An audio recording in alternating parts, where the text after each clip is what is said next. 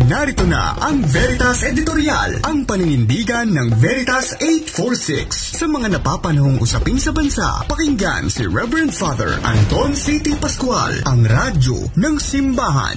Veritas Editorial. Kapanalig, nandidiri ba kayo sa korupsyon sa bansa ngayon? Abay dapat lang. Kailangang maging nakakadiri ang korupsyon. Sabi nga ni Pasig City Mayor Vico Soto, sa gitna ng mga kontrobersyal na flood control projects o ghost projects ng DPWH, tila naging katanggap-tanggap na raw ang katiwalian sa Pilipinas at guilty tayong lahat dito. Hindi man tayo direktang tumatanggap ng perang suhol, hinahayaan naman nating maging normal ang katiwalian dahil tahimik tayo sa harap nito. Kasama natin dapat ang media sa pagbabantay sa mga tiwali, pero nagiging kasangkapan na ito para gawing normal ang katiwalian. Isa pa ito sa mga pinuna ni Mayor Vico sa isang Facebook post. Tinawag niyang environmental journalism ang ginagawa ng ilang taga-media. Aniya, naging kalakaran na ng ilang mamamahayag ang mag-interview ng mga personalidad gaya nga ng politiko, mga negosyante, kapalit ng malalaking halaga. Bayad sila, dapat magaganda lamang ang lumalabas sa kanilang interview. Kahit pa mga mamamahayag sila, hindi na nila inuungkat ang mga bagay na maaaring ikasira ng kanilang ini-interview, di po ba? Kasama sa mga personalidad na ito ay mga contractors na nakakuha ng bilyong-bilyong pondo sa DPWH. Sa mga interview nga sa kanila ng mga kilalang mamamahayag, nagawa nilang ipagkalantaran ang kanilang mansyon at mga luxury cars. Ano mensahe? Inspirasyon sila para magsumikap at umangat sa buhay. Walang pagsisiyasat kung paano nila nakamit ang kayamanan nila at kung totoo ba ang mga rags to riches nilang kwento. O baka naman, rags to riches, sabi nga. Sunod namang naiungkat sa social media ang maluluhong lifestyle na content ng mga kilalang influencers na anak ng mga politiko at ng mga contractors. Makikita sa kanilang social media pages ang kanilang mamahaling damit at designer bags. Ibinabalanda din nila ang kinakainan nilang mga restaurants at iba-ibang biyahe sa abroad.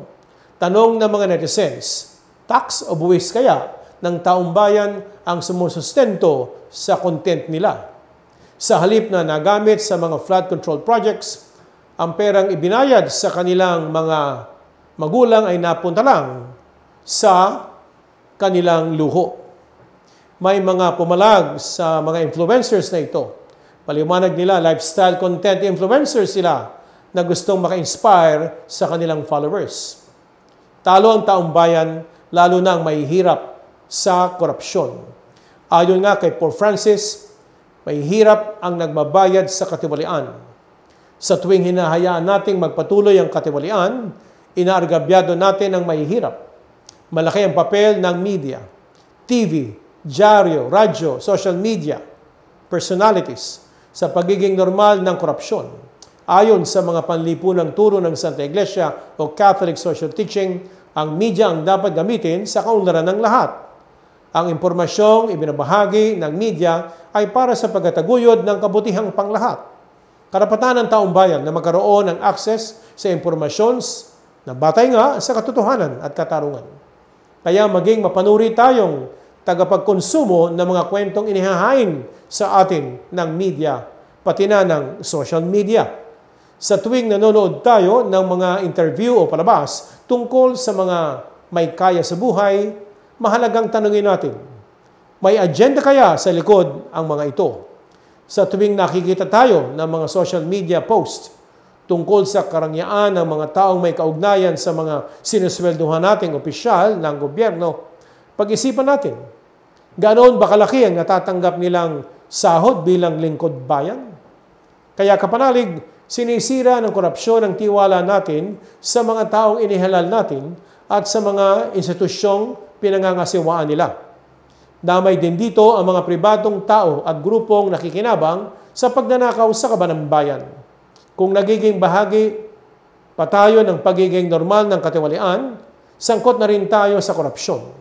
Ang mabuting Kristiyano ay hindi tahimik sa harap ng korupsyon. Tandaan natin ang paalaala sa unang sulat ni San Pablo sa Corinto 10:24. Hindi dapat mahangad ang sinuman para sa kanyang sariling kapakanan, kundi ang kapakanan ng iba. Kaya kapanalig, naway magising ang pamahalaan. Ipagpatuloy ng presidente ang kanyang krusada. Linisin ang korupsyon simulan sa DPWH. Sumainyo ang katotohanan. Inyong napakinggan ang Veritas Editorial. Ugaliing pakinggan ang Veritas Editorial kasama si Reverend Father Anton C.T. Pascual. Veritas Editorial.